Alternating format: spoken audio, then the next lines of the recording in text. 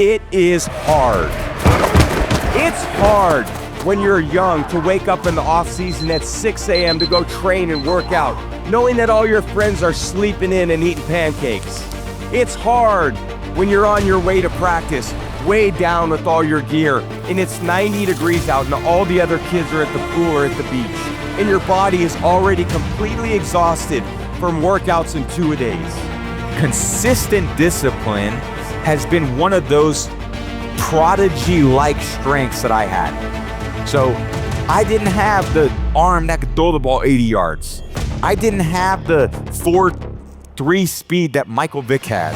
I didn't have the size that a lot of guys had, but I did have something inside of me that no one could see from the outside, this level of discipline that I could accomplish something that was really important and really special. A lot of people can be really consistent, let's say with your diet, because it's always on people's mind. Like, I want to get healthy. Well, most people could say, man, I want to eat healthy for 1 day, or I want to exercise for 1 day, or I want to be more hydrated for 1 day. Well, can you do it for a week? Well, that's more discipline, right? Can you do it for a month? That's more discipline. Can you do it for a year? That's even more discipline. I was so blessed to have this discipline over a really long period of time. It's hard to throw, catch, block, and tackle and hit kids when they're way bigger and way more developed than you, only to go home that night bruised and battered and strained, but knowing you have to show up again the next day for just the chance to try again. But understand this, life is hard.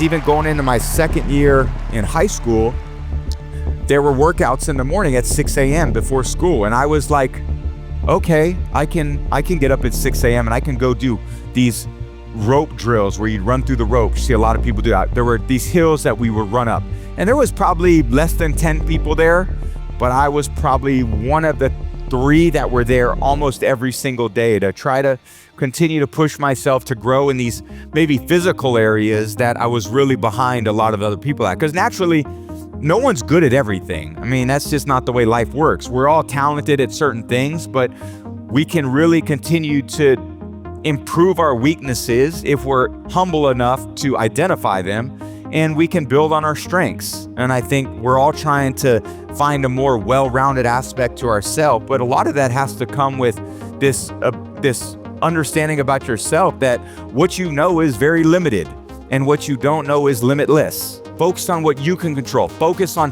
what you're getting, not what anyone else is getting. Whenever you get an opportunity, you take advantage of it. You treat it like it's the Super Bowl. You treat it like it's game day. Go out there and treat practice like no one else does.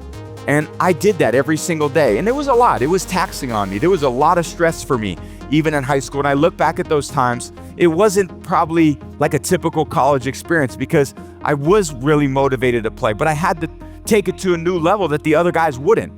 So going into my 4th year, now I had competed freshman year, sophomore year, I'm going into my 3rd year, and I had learned these tools to compete. And I said, whatever they asked me to do, that's what I'm gonna do to the best of my ability. To be successful at anything, the truth is you don't have to be special. You just have to be what most people aren't. Consistent, determined, and willing to work for it. No shortcuts. If you look at all my teammates here tonight, it would be impossible to find better examples of men who embody that work ethic, integrity, purpose, determination, and discipline that it takes to be a champion in life. I wasn't motivated to win the Super Bowl. I just was motivated to give my best, do the best with the opportunity I got, and to never let my teammates down. Those were my motivations. So this is at the beginning, you were saying. It's beginning and throughout. This is why people would say after, a second Super Bowl that we won, and a third Super Bowl that we won, and a fourth Super Bowl we won in 2014 against Seattle, and a fifth Super Bowl against Atlanta in 2016, and a sixth one against the Rams in 2018, and then to go to Tampa. It was the same motivation. Money didn't motivate me. Fame didn't motivate me. I didn't give a about any of it. I always took less money because I wanted a good team around me. I didn't care about going to all these different places and doing those things. I just wanted to be my best. I wanted to go out there, and the team believed in me. I didn't want to let them down. Every year was different, just like in your business. Every year is different. You can't sit there and say, God, we had a great year. Let's just do the same. Like, you don't think everyone's watching? Yeah. The whole competition's watching, especially if you're good. The foundation of a successful team, a family, or business is asking what you can do to support the mission. The Patriots embodied that. Everyone was committed to winning. Everyone was selfless. Everyone was always asking, what can I do to help the team win? As the great John Wooden said, happiness begins where selfishness ends. No matter who you are, there are bumps and hits and bruises along the way. And my advice is to prepare yourself, because football lessons teach us that success and achievement come from overcoming adversity, and that team accomplishment far exceeds anyone's individual goals. Nothing of significance in life is accomplished as an individual. Nobody individually hangs those 6 banners up there.